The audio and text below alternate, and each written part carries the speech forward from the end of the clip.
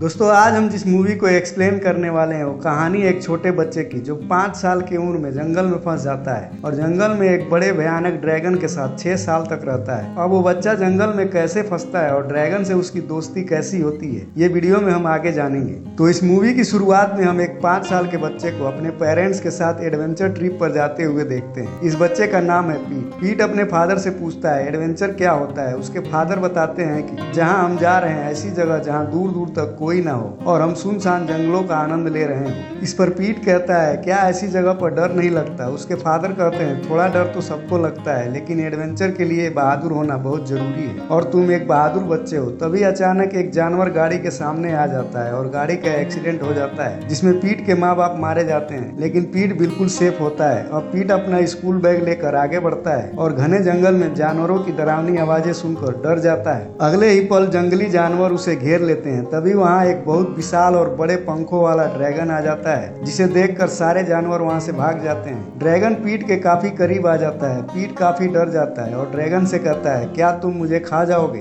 लेकिन तभी ड्रैगन वो करता है जिसकी उम्मीद पीट को बिल्कुल भी नहीं थी। ड्रैगन पीट का स्कूल बैग उसकी तरफ करता है और दोस्ती का हाथ बढ़ाता है और पीट को अपने साथ ले जाता है। इसके बाद सीन शिफ्ट होता है और हमें 6 साल बाद की कहानी में एक आदमी को दिखाया जाता है जो बच्चों को ड्रैगन की कहानी सुना रहे हैं। वो बच्चों को बताते हैं कि ड्रैगन आसमान से उड़कर झुंड में आते हैं। अगर वो अपने झुंड से बिछड़ जाएं तो घने जंगल को अपना घर बना लेते हैं और मेरा मानना है कि ड्रैगन को मेरे अलावा किसी और ने नहीं देखा। तभी वहाँ उनकी बेटी ग्रेस आती है और कहती है कि डैड आप फिर बच्चों को डरावनी कहानियां सुनाकर डरा रहे हैं। मैं फॉरेस्ट में ही काम करती हूँ, मैं जंगल में हमेशा जाती हूँ लेकिन मैंने आज तक किसी ड्रैगन नाम की चीज को नहीं देखा। अब सीन जंगल में जाता है जहाँ हम देखते हैं पीट अब थोड़ा बड़ा हो गया है और वो एक खरगोश के साथ खेल रहा था। तभी वहाँ एक भालू आकर उसे डराने की कोशिश करता है। जवाब में पीट चिल्लाकर भालू को डराता है और भालू वहां से भाग जाता है। पीट जब पीछे मुड़कर देखता है उसका दोस्त ड्रैगन खड़ा होता है जिसका नाम एलियट है। दोनों एक साथ जंगल में खूब खेलते हैं और एंजॉय कर रहे होते हैं कि तभी एलियट ग्रेस को देखता है और अदृश्य हो जाता है और पीट एक पेड़ के पीछे छुप जाता है। ग्रेस अपने एक ऑफिसर के बुलाने पर वहां से चली जाती है। रात को पीट और एलियट बात करते हैं, पता नहीं वो कौन थी और कहां से आई थी। ये बात करते करते वो दोनों सो जाते हैं। अगली सुबह एक आवाज सुनकर पीट जागता है और उस आवाज को सुनते हुए आगे बढ़ता है और देखता है कि वहाँ एक कंस्ट्रक्शन साइट है और वो जंगल से पेड़ काट कर वहाँ से ले जा रहे हैं। उस साइट पर एक जैक नाम का आदमी आता है। जैक ग्रेस का मंगेतर होता है जो अपनी भतीजी के साथ वहाँ आया है। पीट छुप कर ये सब देख रहा था कि तभी जैक की भतीजी पीट को देख लेती है और वो उसके पीछे जंगल में भागती है। पीट का पीछा करते हुए ये लड़की एक पेड़ पर चढ़ जाती है जहाँ उसका पाँव फिसल जाता है। पीट उसे बचाने की कोशिश करता है और उन्हें थोड़ी चोट लग जाती है। तभी जैक और ग्रेस उस बच्ची को ढूंढते हुए वहाँ पहुंच जाते हैं और पूछते हैं तुम यहाँ कैसे आई।